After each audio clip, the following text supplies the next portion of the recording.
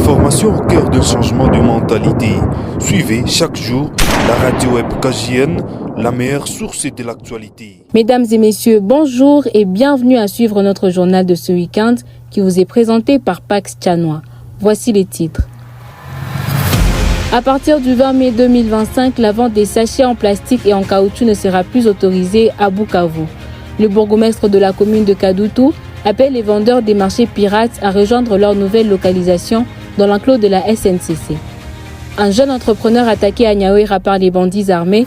La journée mondiale de la liberté de la presse a été célébrée le week-end dernier. À présent, mesdames et messieurs, je vous invite à plonger au cœur de notre journal. En vue de lutter contre la pollution et contribuer à la sauvegarde de l'environnement, le mouvement AFC 123 a interdit l'importation de la vente des sachets en plastique et en caoutchouc sur toutes les zones qu'il contrôle dans la province du Sud Kivu à partir du 20 mai prochain.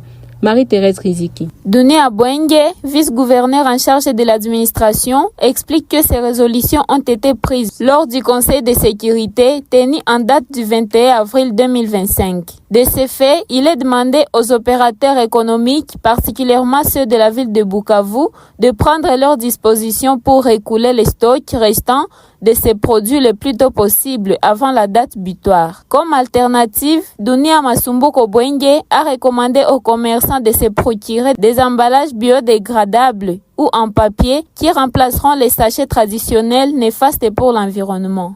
Le bourgmestre de la commune de Kadutu, Biamongo Kazimiri Samuel, appelle les vendeuses et vendeurs installés dans les rues de Bukavu à quitter les marchés pirates pour intégrer le marché de la Libération, un espace spécialement aménagé pour eux. Cet appel a été lancé le lundi 5 mai 2025 lors d'un entretien avec la presse. Jusqu'à peu, les trottoirs et les abords de route entre la place de l'Indépendance et l'hôpital général de référence de Bukavu étaient envahis par les marchands ambulants.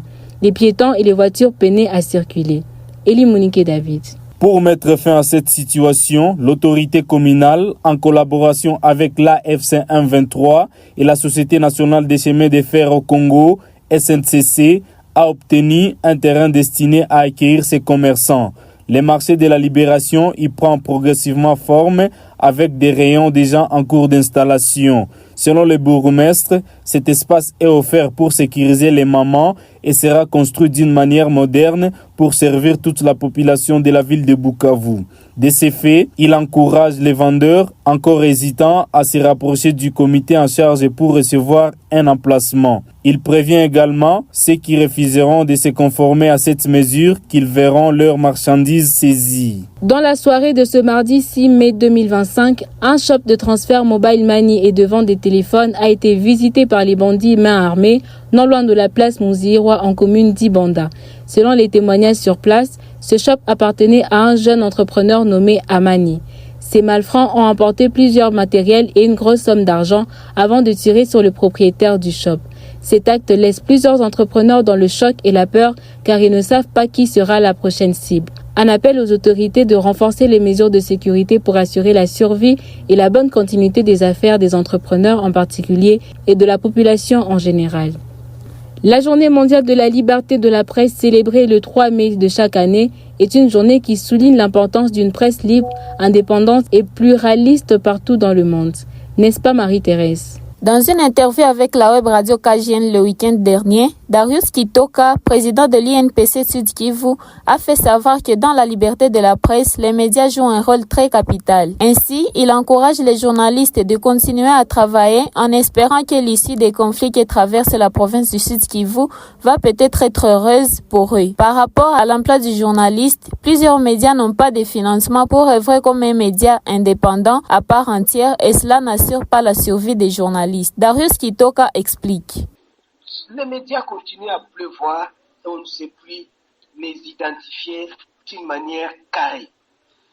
Le troisième élément que je cite, c'est la légèreté aussi de la part des journalistes qui se vendent tellement moins cher.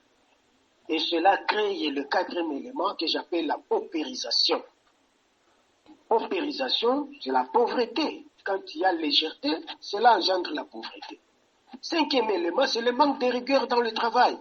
Il suffit de voir qu'est-ce que les journalistes aujourd'hui écrivent et mettent en ligne. Parfois, c'est pitoyable, c'est déplorable. Ça me rappelle le feu doyen Malik Malekera, Dieudonné Malekera, qui me demandait chaque fois de voir comment est-ce qu'on peut peut-être mettre des cours de journalisme et les disponibiliser, appeler les journalistes à tout instant pour qu'ils puissent toujours être formés et peut-être donner un rendement beaucoup plus appréciable. Mais qui va prendre en charge cette activité? La question reste posée. Nous sommes aussi, sixième élément, dans la concurrence déloyale. Je n'en dis pas plus. Bien sûr, nous sommes dans l'autocensure également, mais ce qui nous tue le plus, c'est le septième élément, c'est la couardise. Nous sommes devenus des lâches, des lâches qui ne nous protégeons pas mutuellement et qui sommes prêts aujourd'hui à nous livrer les uns les autres. Dans un contexte où la liberté de la presse est mise à rude épreuve, Divin Chirimwami, chercheur audiovisuel et PCA de Free Media, salue le travail acharné des journalistes de l'Est du pays qui, contre vents et marées, poursuivent leur mission essentielle d'information. Pour lui, il est nécessaire de soutenir et protéger les journalistes qui prennent des risques considérables pour faire entendre la vérité et relayer les réalités du terrain. Dans la ville de Bukavu, les jeunes entrepreneurs ne réalisent pas leurs rêves d'un coup. Pas à pas, ils évoluent en contournant les différents défis du métier. Les détails avec Bénit Kajibwami. Dans une interview effectuée ce jeudi 8 mai 2025, des jeunes entrepreneurs se sont confiés à la web radio KJN. Ferdinand Manegabe, un jeune fabricant de jus de fruits, a déploré la culture d'importation des habitants de Bukavu. Selon lui, depuis 3 ans qu'il a lancé son activité, les commandes ne sont pas toujours régulières, étant donné qu'à Bukavu, les habitants préfèrent les jus venant des pays voisins. D'un autre côté, Grace Koulimouchi, cordonnière des sandales, a expliqué que son métier est difficile. Vendant des sandales hommes et femmes au prix de $10, il lui est difficile de vendre comme elle le souhaite. Ainsi, à Bukavu, les entrepreneurs vivent difficilement de leurs activités. Pourtant, consommer local, c'est faire avancer sa communauté.